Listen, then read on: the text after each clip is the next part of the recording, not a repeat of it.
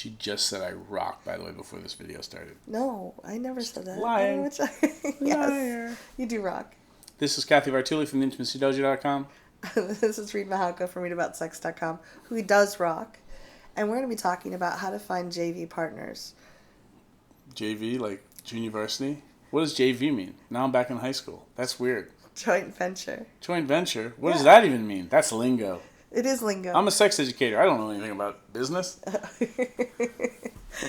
A joint venture partner is someone you create stuff with. So Reid and I, in a sense, have done joint venture partnerships. He's done programs with me and my other business partner, Rick, that we promoted to both of our lists and sold, and they're for sale on both websites.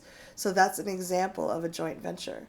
Where we're joining our prospective or, existing resources and brains, creating content where we share or split it in certain ways. Yeah, and that's different from a business partner where you might be merging the businesses or working within one business together. A joint venture partner is someone who has their own business.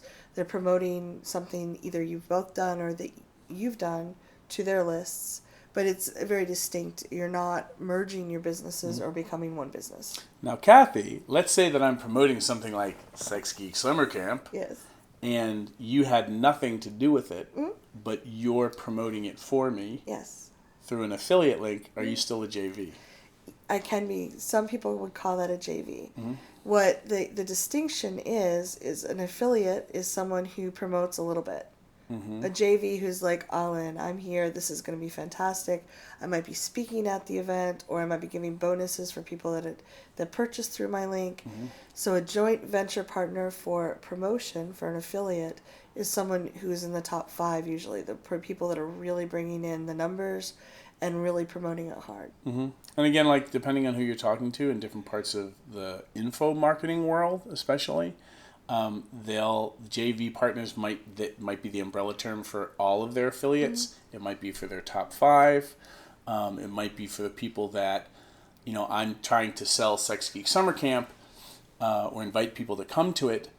So, Cathy and I are going to do a phone call or a Google Hangout where she's going to interview me about camp and maybe like the top 3 challenges sex educators have around business. We're just pulling this out of our butts.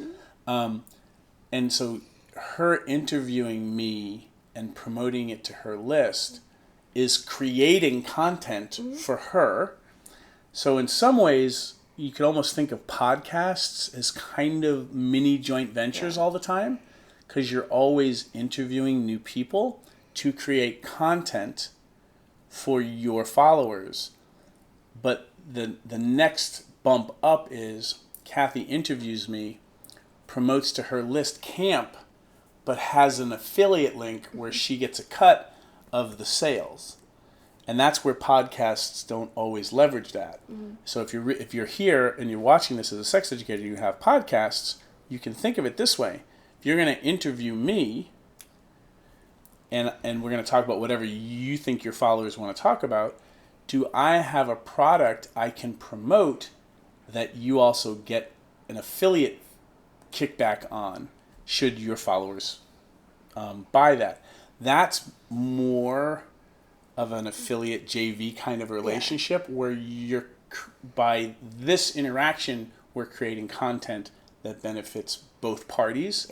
And usually there's some sort of financial gain that gets shared if people buy. Hopefully you're not doing it in some pressury, you must buy now, but it's more like, hey, I hope this information on business helped. If you're a sex educator, you want to get better business, come to camp. Here's the link. Right. And it's a way to serve people too. So Reid and I just did a money and relationship intensive.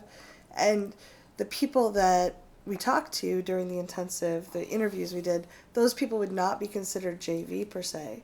But we did give them a link to find out more about the people with an affiliate link when they had it. Reid and I created. So that's more cross promotion, like you're just cross promoting people, and that would be mostly traditional podcasting. You're just interviewing people and promoting whatever they're up to, just by the fact that you needed to interview somebody for podcast episode 13. Yeah, but the Reid and I did a JV on that, in that we created a product together that is now, it's a bonus for relationship 10x. It'll be for sale later on through the websites. So that actual product gets created, and it's a joint venture in our creating it. Right. And understand that in the industry, joint JVs also sometimes means people who will promote all of certain things that you're doing with an affiliate link where they get a kickback because that's their business. Their business is promoting awesome things to their followers, and that could also be considered a JV. Yeah, and how you find them is, at least how I do it, is I look for people that have similar interests and similar integrity. I'm very particular. The people that we had on the Money and Relationship Intensive were all really savvy, caring people. You did a great job finding the good people for that. I spent a lot of time. I went through their websites. I read some of their material, watched some of their videos. And some of them I had already known personally and knew they were just kick-ass. But I wanted to make sure that I was not representing my business, saying that the Intimacy Dojo, Thriving Now, Read About Sex, were saying that this person is good, and they weren't. Yeah, you should vet the people that you're working with so that you don't end up not getting a bad reputation or pissing off your followers, or having somebody who's already pissed off their people promoting you so that now they're pissed off at you. Yeah. And if you find someone you think is a good fit, Reid and I actually started out working in business this way. I really loved a lot of the things he said. I'd seen some of his articles. I'd actually had a sessions to get me out dating. And at the end of that session, I was like, this guy is amazing. I want to, I had a list of 50,000 people. I want these people to hear what he has to say. But we didn't start off with, let's make a big product and sell it. It was like, would you come do a free interview with our list? And at the end, you can tell them about your website, but let's answer this particular question about awkwardness. So we did a free call. People loved it. And then, so we did a second call, and people, I think that one was paid like $7, just come. And people loved it. So we ended up making a product. Like, we put those 2 calls together with 3 other calls and offered a product for sale. So sometimes you can put feelers out to kind of test drive the people that you want to work with, and then develop that or groom it into a JV partnership. Yeah.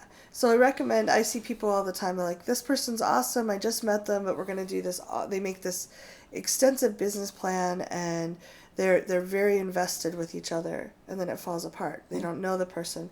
It's kind of like getting married on the first date. Go slow. Yeah. Take your time. So test it out. See how well they come through with stuff. If they're sick, do they fall apart and fade away for 2 months? Or are they going to show up and we have a live call in an hour. What are you going to do? How well do they take care of themselves? Do they meet their obligations? And if you start finding a good blending, you can step deeper then. And the big message here is you don't have to build everything yourself. Yeah. And sometimes collaborating and sharing skills and augmenting your skill set with other people's skill sets is really smart business. Yeah. Thank you so much for watching. We hope this was useful. Leave your comments below.